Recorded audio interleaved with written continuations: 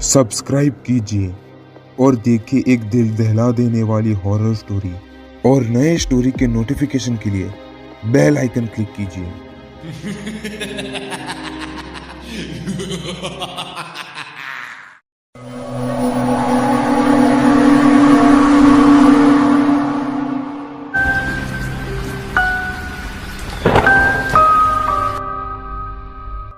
कल सुबह उठकर देखना, अगर ये नींबू काला पड़ जाए तो मान लेना कि तुम्हारे घर में भूत का साया है। बाबा की ये बात सुनकर निमकर के घर की काम वाली अंकिता एकदम से सहम गई। तभी अचानक वहां निमकर का दोस्त नव्या आ जाता है। उसने निमकर की माँ सौदामिनी से पूछा, माँ, ये सब कैसे हुआ और ये बाबा किस नींबू की बात कर रहे हैं? नव्या की बात सुनकर सौदामिनी एकदम चुप खड़ी रही। तब दूसरी ओर से मेहुल वहां आ जाता है। मेहुल निमकर का बड़ा भाई था। सौदामिनी कुछ भी कहने को राजी नहीं थी। उसके मन में एक डर कहीं दुबक के बैठा हुआ था। मेहुल ने नव्या से कहा, ये सब मेरी ही गलती के कारण हुआ है। अब तो इस घर में रात गुजारना भी मुश्किल है। मेरा सवाल अभी भी यही है, ये सब कैसे हुआ भैया? पिछले हफ्ते तक तो सब ठीक था, फिर अचानक क्या हुआ? नव्या की बात सुनकर एक बार के लिए तो मेहुल डर गया, पर यह बात अब छुपाने जैसी नहीं थी। पिछले शनिवार को मैं और निमकर एक दोस्त के जन्मदिन पर गए थे। वहाँ निमकर ने कुछ ज़्यादा ही शराब पी ली, इसलिए घर आते समय मैं गाड़ी चला रहा था। तभी अचानक गाड़ी का टायर पंचर हो गया। निमकर ने साथ में दूसरा टायर तो रखा था, पर जैक रखना भूल गया। अब कैसे भी करके घर तो वापस आना ही था, इसलिए मैं और निमकर हाईवे पर चलने लगे। थोड़े आगे जाके हमें पता चला कि रात में हाईवे पर काम चालू है। इस वजह से मैं और ये जंगल के रास्ते से वापस घर की ओर आ रहे थे। घाटी के जंगल के बारे में एक पुरानी घटना पूरे शहर में प्रचलित है कि वहाँ के कुएं के पास एक डायन भटकती है। उस जंगल में तो सूरज की रोशनी भी नहीं पहुँचती। निमकर ज़्यादा नशे में था, इस वजह से मैंने उससे कहा कि इस रास्ते पर कुछ भी मत बोलना। पर अक्सर जो आदमी नशे में हो, उसे जो ना कहा जाए वो हमेशा उसका उल्टा ही करता है। निमकर ने मेरा हाथ छोड़ा और तेजी से कुएं के पास गया और वहां जाकर जोर जोर से चिल्लाने लगा, डायन, क्या समझती है अपने आप को? अगर हिम्मत है तो बाहर निकल। मैं देखना चाहता हूँ तुझमें कितनी हिम्मत है। अरे ये क्या किया तूने? डायन को ही चुनौती दे बैठा। अब क्या होगा तेरा? कुछ नहीं, कुछ नहीं कर पाएगी वो। मैं क्या डरता हूँ? शांत हो जा, अब शांत हो जा। शांति से घर चल, चल जल्दी। उस रात को वो घर आकर सो गया। दूसरे दिन सुबह तक तो वो ठीक था, पर उसी रात क्या हुआ था उस रात को? उस रात तकरीबन जब मैं रात के 10 बजे उठा तो मैंने उसके रूम से कुछ आवाज़ें सुनी। कुछ तो ऐसा लगा कि कोई औरत भी उसके साथ है। जब मैंने अंदर झांका तो वो अचानक से चुप हो गया और मेरी तरफ देखने लगा। मैंने उससे कहा, क्या हुआ निमकर? किससे बात कर रहे थे तुम? कोई नहीं है, चला जाए यहाँ से, मुझे अकेला छोड़ दे। मुझे लगा कि शायद ये मेरा भ्रम है, पर दूसरी रात भी ऐसा ही हुआ और कल रात तो वो वापस उस जंगल में गया था। वहाँ से बड़ी मुश्किल से उसे वापस लाया गया था। तब माँ ने सुबह सुबह ही अघोरी बाबा को बुलाया। वो सब जानते हैं, पर उन्होंने सिर्फ ये नींबू दिए, पर निमकर की हालत के बारे में उन्होंने कुछ नहीं बताया। तो अब मैं ही उनसे मिलता हूँ। कहाँ रहते हैं वो अघोरी बाबा? शमशान घाट में।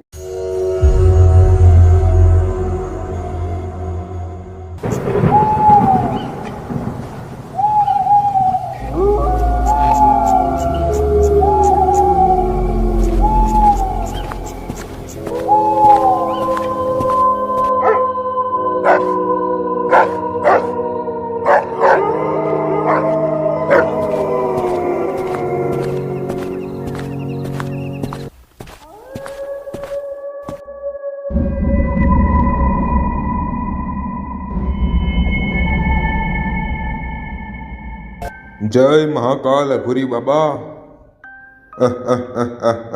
जय महाकाल। योजना कामयाब रही निकुंज, तेरा अघोरी बनना कामयाब रहा। हाँ, पर अब कब तक यही शमशान में रहना पड़ेगा? बस और 2 दिन, बाकी सारा काम तो तेरी बीवी ही कर देगी। आखिर जादू करने से शादी करने का कुछ तो फायदा होगा। पर वो कर लेगी ना? मुझे तो अभी भी यकीन नहीं हो रहा। अरे तू चिंता मत कर, उस पागल अंधविश्वासु मेहुल और उसकी माँ दोनों मेरे वश में ही है, इसलिए तो मैंने ये टोटका करवाया है। वो मर तो जाएगा ना? कहीं लेने के देने ना पड़ जाए। अरे मरेगा ही, नहीं मरा तो मैं मार दूंगा। तू सुन मेरी कल की योजना।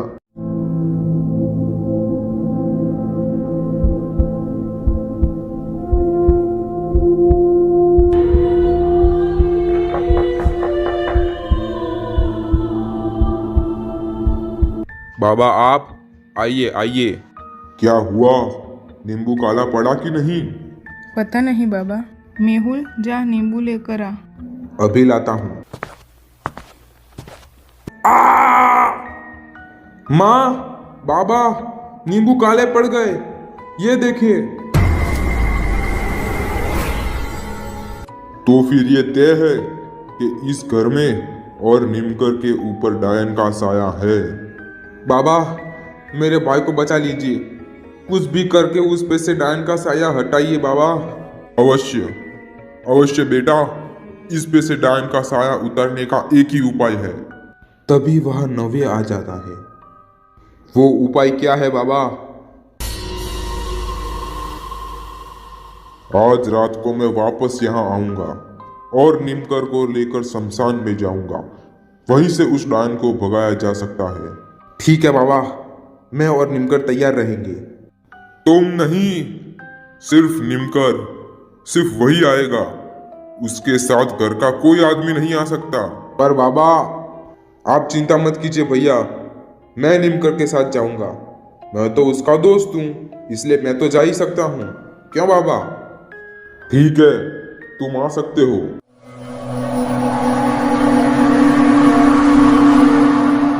शाम ढलते ही निमकर, नव्य और बाबा शमशान जाने के लिए निकल पड़ते हैं, पर वो शमशान नहीं जाते। नव्य के प्लान मुताबिक वो निमकर को लेकर निकुंज की कुटिया में जाते हैं। वहाँ उसकी पत्नी अंकिता बैठी थी, जो कुछ मंत्र बुदबुदा रही थी। नव्य निमकर को बाहर बिठा देता है, फिर दोनों अंदर चले जाते हैं।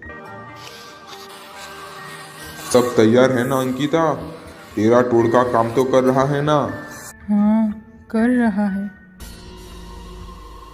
तेरी बीवी को इसके घर की काम वाली बनाकर ले जाने से अच्छा फायदा हुआ, क्यों निकुंज?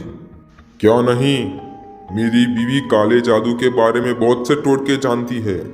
पर एक बात तो बता निकुंज, तूने आखिर इस पर ऐसा कौन सा टोटका करवाया है जिससे ये इतना पागल हो गया?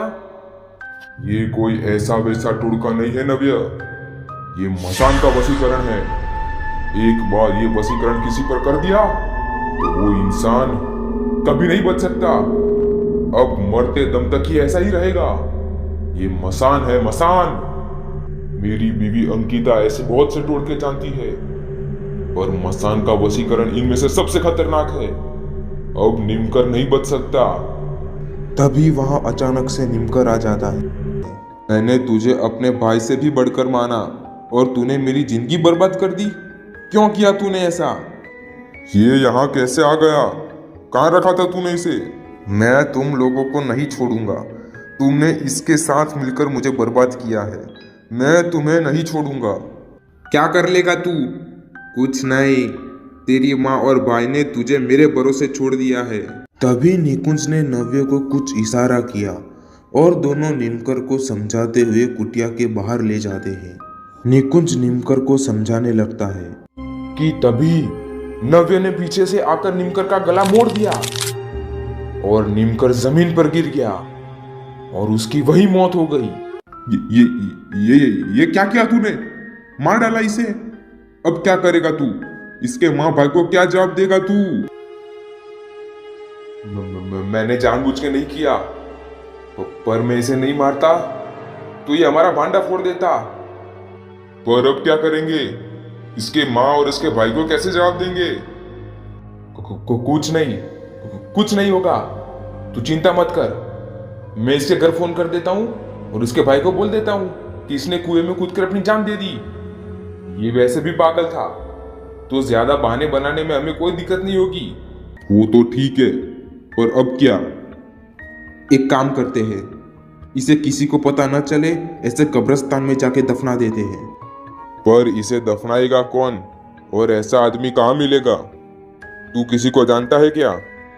एक आदमी है, मेरा दोस्त तुलसी। वही हमारी इस काम में मदद कर सकता है। पर पहले इसे शमशान ले जाना होगा। तुलसी वहीं रहता है।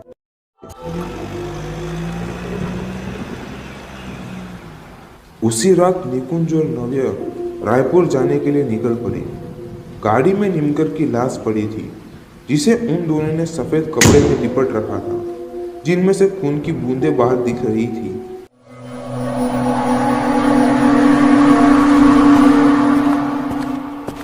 नव्य का दोस्त तुलसी उसी कब्रिस्तान के पास की एक झोपड़ी में रहता था। वो रात कातिल थी और ऊपर से ये हादसा।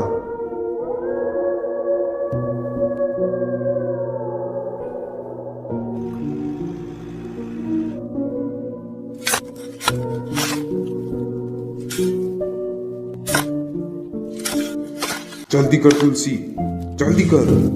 बस गड्ढा खोद दिया है, अब लाश को अंदर डाल दो।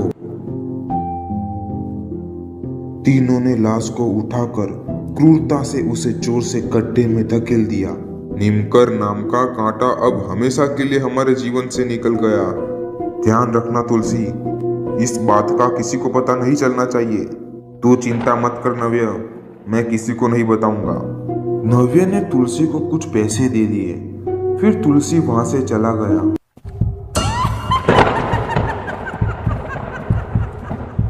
इसे तो काट दिया, पर अब आगे क्या?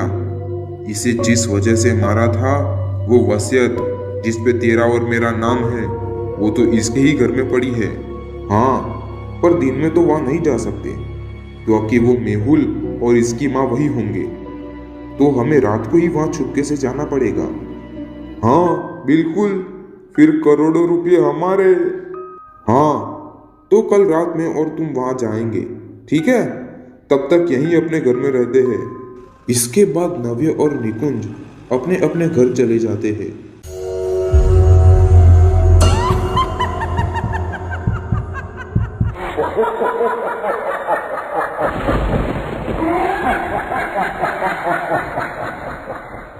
और वहां तुलसी भी अपने घर की कुर्सी पर बैठा था और आराम से सिगरेट पी रहा था।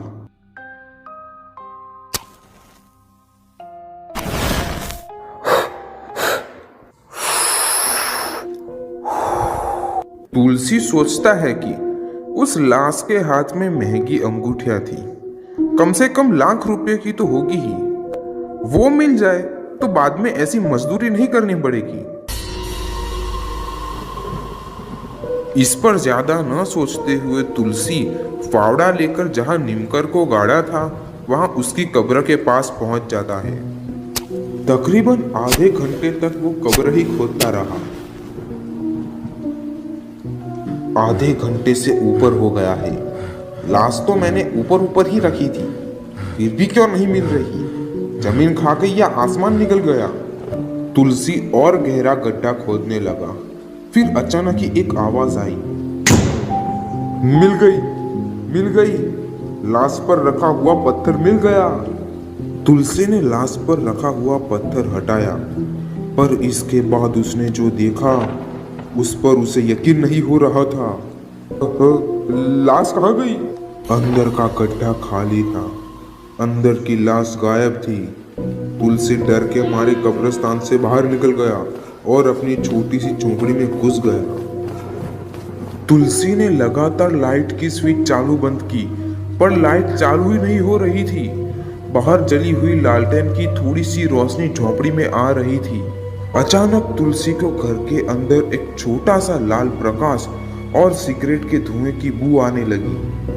बाहर से आ रही रोशनी में उसे घर की कुर्सी पर आधा जला हुआ किसी का मुंह दिखा। अरे अरे अरे ये क्या? ऐसा नहीं हो सकता। इसे तो मैंने कुछ देर पहले अपने हाथों से गाड़ा था। तुलसी की आंखों के सामने अंधेरा छा गया था। उसके होशो आवाज उड़ चुके थे। वो डरते डरते घर के बाहर शहर की तरफ भागा और एक दुकान से उसने नव्या को फोन किया।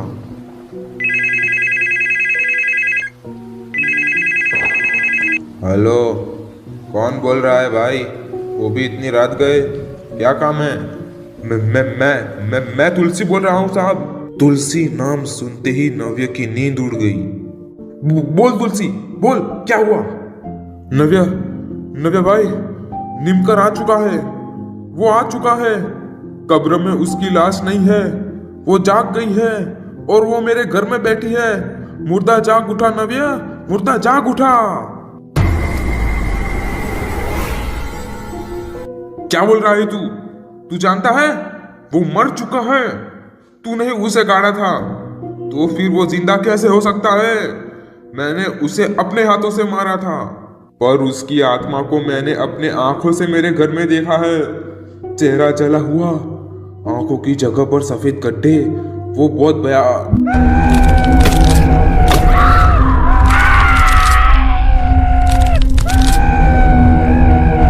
Hello hello. इतना कहते ही फोन कट गया और वहां नव्या का दिमाग घूम गया था।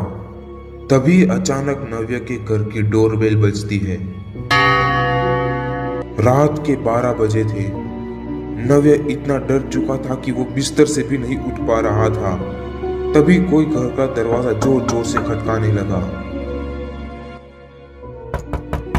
तब नव्या ने डरते हुए अपने घर के नौकर राजू को आवाज लगाई, पर नीचे से कोई जवाब नहीं आया।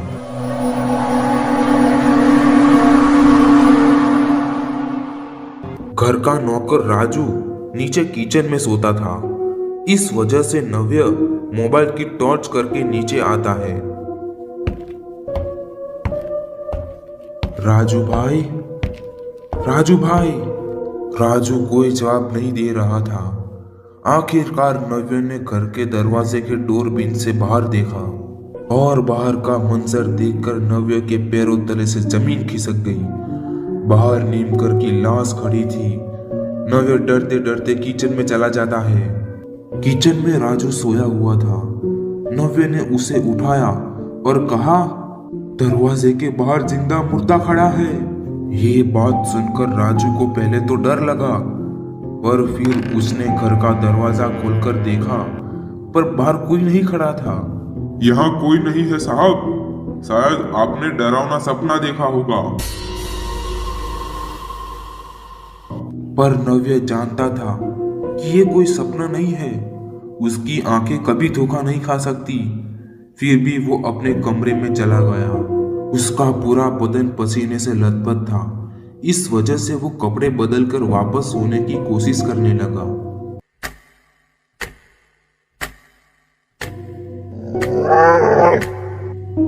रात के तकरीबन 2 बजे किसी आवाज से नव्या की आंखें खुली।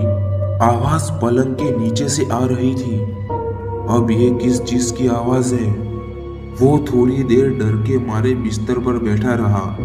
तभी वहां फिर से पलंग के नीचे से एक डरावनी आवाज आई। नव्या ने हिम्मत करके डरते डरते पलंग के नीचे देखा तो वहां नीमकर की लाश लेटी हुई थी।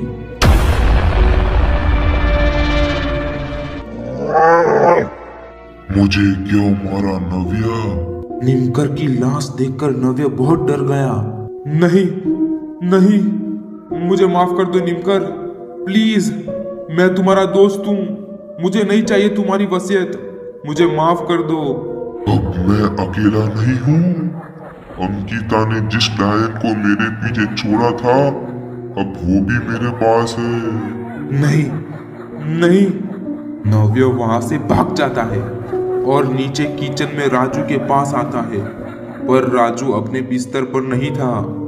वहां जो खिड़की हमेशा से बंद रहती थी, वो आज तेज हवा से जोर जोर से खुल बंद हो रही थी। ये खिड़की किसने खोली?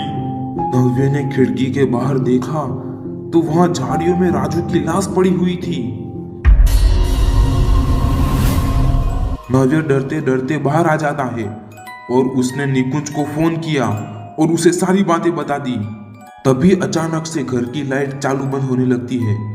मुझे माफ कर दो निमकर, मुझसे बहुत बड़ी गलती हो गई। मुझे मत मारो, मुझे माफ कर दो।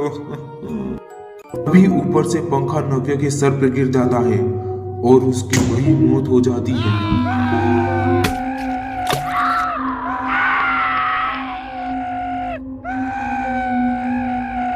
मेरी मौत के कातिल नव्य को तो मैंने मार दिया, अब निकुंज की बारी।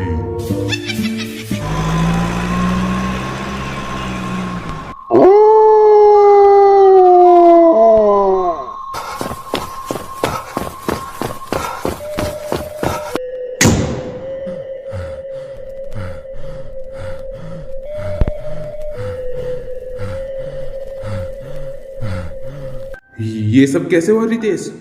नव्य कैसे मरा? ये तो पता नहीं, पर अचानक पंखा गिरने से उसका सर फट गया, ऐसा डॉक्टर ने कहा।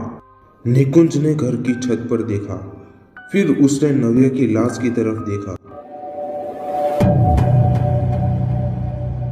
तभी वहां नव्य के चाचा वैदेही प्रसाद आ जाते हैं।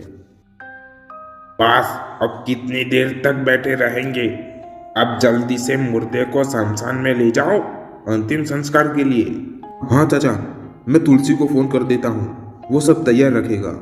इतना कहते ही निकुंज को थोड़े घंटों पहले की बात याद आ जाती है कि कैसे उन दोनों ने वहां निमकर को दफनाया था। क्या हुआ निकुंज, किस सोच में पड़ गए? कुछ नहीं चाचा जी, चलिए जनाजे को उठाकर गाड़ी में रख देते हैं। घर के सब लोग शमशान पहुंच जाते हैं। फिर सारे मर्द लाश को लेकर शमशान में चले जाते हैं। तभी वहां मेहुल आ जाता है। ये सब कैसे हुआ चाचा जी? थोड़े घंटे पहले मेरा भाई और अभी नव्य। लगता है कि कुएं की डायन किसी को नहीं छोड़ेगी। नव्य के चाचा ने चीता को अग्निदाह दिया। फिर सारे लोग वहां से चले गए। सिर्फ निकुंज ही वहां आपके पास बैठा रहा। तब मेहुल निकुंज के पास आता है। क्या बात है निकुंज, घर नहीं जाना क्या? नहीं भैया, नव्य के चले जाने के बाद ऐसा लगता है कि मेरा भाई मुझे छोड़कर चला गया हो। हाँ, पर क्या कर सकते हैं, कुएं की डायन किसी को नहीं छोड़ेगी। तुम अघोरी बाबा से मदद लो, अब वही तुम्हें बचा सकते हैं। पर वो अघोरी तो मैं ही। अब क्या क्या कहा तुमने? मेरा मतलब है कि मैं उन्हें नहीं जानता। पुलिस कुएं में निमकर की लाश खोज रही है, पर कुआं गहरा है और सीधा शहर की बड़ी नदी से मिलता है। उसके नीचे से पानी आता है। शायद निमकर की लाश पानी में बह गई हो। ये भी हो सकता है। ठीक है, अब मैं जाता हूँ, माँ अकेली होगी। मेहुल वहां से चला जाता है। अब वहां सिर्फ निकुंज ही था। वो सीधे तुलसी के घर की तरफ गया। निकुंज ने दरवाजा खटखटाया।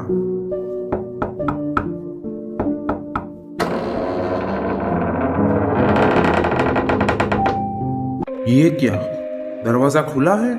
निकुंज अंदर घर में घुसा और घुसते ही उसे एक जोर सा झटका लगा।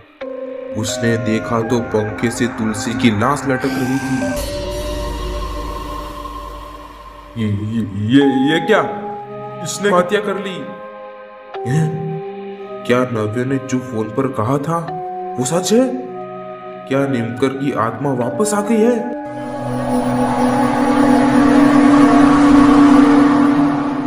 अगर ये बात सच है तो शायद अब मरने की बारी मेरी होगी। नहीं नहीं, मैं मरना नहीं चाहता।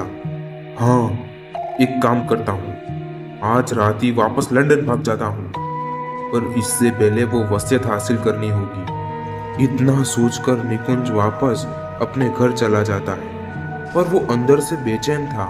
तब उसे नव्य के चाचा वैदेही प्रसाद की याद आई, क्योंकि वो एक तांत्रिक बाबा को जानते थे। वो तुरंत ही उनके घर जाने के लिए निकल पड़ा। थोड़ी ही देर में निकुंज वैदेही प्रसाद के घर पहुंच गया और उससे मिलने उसके रूम में गया। चाचा, नव्य ने एक बार कहा था कि आप किसी तांत्रिक को जानते हो। आप मुझे बताइए, वो कहाँ रहते हैं? हाँ, बाबा रूप शंकर की बात कर रहे हो ना तुम? हाँ, वो मेरे ख्याल से प्रीतमपुर गांव में रहते हैं। तांत्रिक का ठिकाना मिलते ही बिना कुछ बोले जाने निकुंज सीधा अपने घर चला गया। सुबह के 6 बजे थे, पर सूरज निकला नहीं था। आकाश में अभी भी गहरा अंधेरा छाया हुआ था। वो बस स्टेशन पहुंच गया और वहां से उसने प्रीतमपुर की बस पकड़ी और वो प्रीतमपुर पहुंचा। गांव पहुंचते पहुंचते शाम हो गई थी। गांव में कुछ ज्यादा लोग दिखाई नहीं पड़ रहे थे। निकुंज ने वहां एक आदमी से पूछा, अरे सुनिए जरा भाई साहब, ये रूप शंकर तांत्रिक कहाँ रहते हैं? वो आदमी बोला, भाई उनका कोई ठिकाना नहीं है, वो बस जंगलों में भटकते रहते हैं। आप उन्हें वही ढूंढिए, संभवतः वो आपको मिल ही जाएंगे। राहगीर की बात सुनकर निकुंज जंगलों में इधर उधर तांत्रिक रूप शंकर को ढूंढने लगा। काफी देर तक इधर उधर भटकने के बाद उसे तांत्रिक मिल गया। वो सीधा उनकी तरफ दौड़ा। बाबा, मुझे बचा लीजिए बाबा, मुझे बचा लीजिए। कौन हो तुम और किससे बचने की बात कर रहे हो? विस्तार से बताओ। तांत्रिक की बात सुनकर निकुंज बोला, आज से तकरीबन कुछ साल पहले मैंने और मेरे 2 दोस्त नव्या और निमकर ने एक प्लॉट खरीदा था। उन दिनों में मेरे व्यापार में मुझे बहुत बड़ा नुकसान हुआ था, इसलिए मैंने उस प्लॉट को बेच देने के बारे में सोचा और मैंने ये बात नव्या को बताई। पर अगर प्लॉट बिकता तो उसके 3 हिस्से होते और हमें रकम कम बांटनी पड़ती। तब नव्या के मन में भी लालच जागी और उसने निमकर को मारने में मेरा साथ दिया। तब मैंने और नव्या ने निमकर को मारने का प्लान बनाया, पर उसे मारे कैसे इस विषय में हमें कुछ पता नहीं था। मेरी पत्नी अंकिता बहुत से काले विद्या के टोटके जानती थी, इसलिए एक अमावस की रात हमने निमकर पर मसान विधि की और उस पे मसान का प्रेत छोड़ दिया, जिससे निमकर खत्म होने ही वाला था। पर 2 दिन पहले नव्या ने उसे जान से मार दिया और हमने उसे दफना दिया। पर अब उसकी आत्मा वापस आ गई है बाबा। उसने नव्या को तो मार दिया, पर मुझे नहीं मरना बाबा, मुझे बचा लीजिए बाबा। तुमने गलती तो बहुत बड़ी की है। लालच हमेशा इंसान की बर्बादी का कारण बनता है। पर तुम यहाँ तक आए हो तो मैं तुम्हारी मदद जरूर करूंगा। पर पहले तुम मुझे वहां ले जाओ जहाँ पहली बार आत्मा को देखा गया हो। पहली बार तो हाँ, याद आया। पहली बार उसे तुलसी के घर में देखा गया था। निकुंज और तांत्रिक बाबा वापस रायपुर आ गए और सबसे पहले वो तुलसी के घर पर गए। तुलसी की लाश अभी भी पंखे से लटकी हुई थी। आत्मा का प्रभाव शुरू हो चुका है। इन दोनों की मौत इसी का परिणाम है। बाबा आप कुछ कीजिए बाबा, बचा लीजिए मुझे। मैं आत्मा को वश करने वाली प्रक्रिया कर रहा हूँ। इसमें किसी प्रकार की बाधा उत्पन्न ना हो, इसलिए तुम बीच में मत बोलना। बाबा आंख बंद करके ध्यान करने लगे। निकुंज डर भरी निगाहों से बाबा की तरफ देखे जा रहा था। थोड़ी देर बाद दरवाजे से एक धुआं घर के अंदर आया। बाबा ने एक शीशी निकाली और उस धुएं को शीशी में बंद कर दिया। ये लो, इस शीशी में उसकी आत्मा कैद हो चुकी है। देखो, आत्मा अमर है, उसे खत्म नहीं किया जा सकता, पर मैंने उसे कैद कर दिया है। अब तुम मेरी बात ध्यान से सुनो। इस शीशी को तुम दरिया में फेंक दो, पर ध्यान रखना, दरिया में फेंकने से पहले अगर ये शीशी टूटी तो तुम्हारा अंत निश्चित है। फिर इस आत्मा को कोई कैद नहीं कर पाएगा। बड़ी मुश्किल से इसे कैद किया गया है। तुम अब यहाँ से दूर किसी दरिया में इसे फेंक आओ। बाबा की बात मानकर निकुंज ने तांत्रिक से शीशी ले ली। फिर तांत्रिक वापस जंगल की ओर चला गया। वहां से निकुंज गाड़ी की तरफ आगे बढ़ा, पर अचानक ही उसके मन में एक ख्याल आया। नहीं, अगर गाड़ी में बैठा तो शीशी कौन संभालेगा, और अगर शीशी टूट गई तो मैं गया, नहीं, यहाँ से ऑटो में ही चला जाता। निकुंज ने शीशी संभाल के अपनी जेब में रख दी। निकुंज वहां से ऑटो पकड़कर पहले अपनी कुटिया में गया। वहां उसने कबड़ में शीशी रखी और वहां से वो निमकर के घर चला गया। वहां से उसने वसीयत ले ली और वो वापस अपनी कुटिया में आ गया। वहां अंकिता बैठी हुई थी जो कुछ टोटका कर रही थी। अंकिता को देखकर ही निकुंज की आंखों में खून उतर आया। इसने हम सबकी जिंदगी बर्बाद कर दी। मेरा दोस्त नव्य मारा गया, अब मैं इसे नहीं छोड़ूंगा। निकुंज ने अंकिता के बाल पकड़कर उसे घर के बाहर फेंक दिया और फिर उसने चाकू निकाला। अंकिता निकुंज के सामने गिड़गिड़ा रही थी, पर गुस्से में निकुंज ने अंकिता पर चाकू चला दिया और उसे जंगल में ले जाके जला दिया। वहां से निकुंज बस में बैठकर एक दरिया के पास चला गया। तभी अचानक उसका पैर फिसला और उसके हाथ से शीशी नीचे गिर गई। नीचे गिरने के साथ ही शीशी टूट गई। इसी के साथ एक धुआं शीशी के बाहर आया और अंदर से एक आत्मा बाहर निकली। बहुत कोशिश कर ली निकुंज, अब तेरे भाग्य में मौत ही लिखी है। नहीं नहीं निमकर, नहीं, मुझे माफ कर दो। मैंने तुम्हें नहीं मारा, वो तो नव्य था। मुझे जाने दो। अच्छा, तुम्हें जाने दूं? याद कर, अंकिता और तू दोनों ने मुझ पर टोटका करवाया था। मैं तुम्हें नहीं मारूंगा। जिस आत्मा को तुमने मेरे पीछे छोड़ा था वही तुम्हें मारेगी। नहीं नहीं, मुझे माफ कर दो।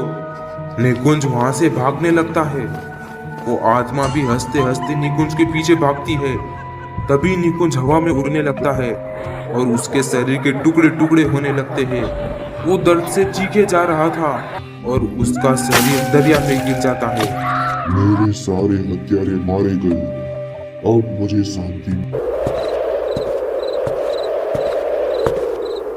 डरावनी कहानियां तुम्हारे दिल की धड़कनों के साथ खेलती है। अगर तुम्हारे दिल की धड़कनें भी तेज हो तो वीडियो को लाइक और कमेंट करके बता देना कि तुमने भी डर को महसूस किया है।